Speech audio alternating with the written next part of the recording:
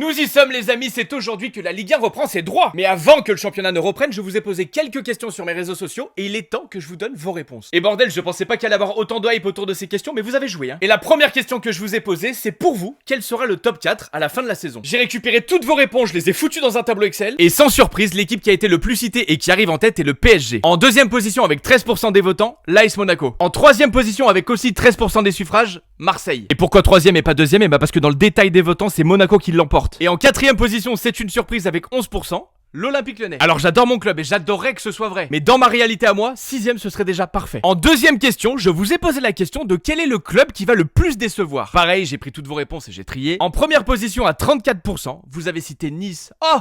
Ah bon? En deuxième position avec 30% des voix, vous avez dit Rennes. En troisième position avec 21% des voix, vous avez dit le Paris FC. Et la quatrième équipe avec 15% des voix, vous avez recité l'OL. Ça relève presque d'une bipolarité tout ça, parce que si on finit quatrième, mais qu'on est malgré tout déçu...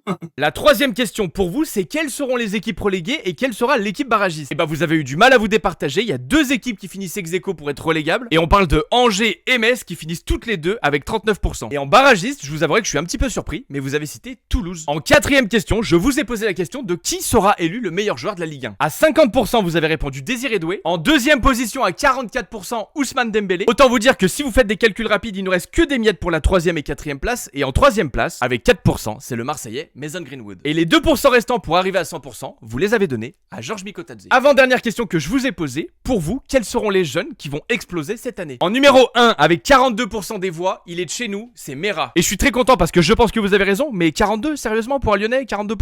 En deuxième position avec 28% des voix, Akliouche. En troisième position aussi avec 28% des voix, Tyler Morton, c'est une surprise. Et ne me demandez pas c'est quoi ce logo de merde, c'est pas moi qui ai taffé, c'est l'intelligence artificielle et elle avait l'air fatiguée. Et enfin, avec 4% des voix, Mayoulou. Et enfin, la toute dernière question que je vous ai posée, pour vous, quel sera le plus gros flop du mercato, toute équipe confondue? Et là les gars, c'est une surprise parce que pour le top 3, les 3 sont ex-aequo, 28%, 28%, 28%. Si on rentre dans les détails à la voix près, la personne que vous avez le plus citée, c'est Paul Pogba. En numéro 2, il est marseillais.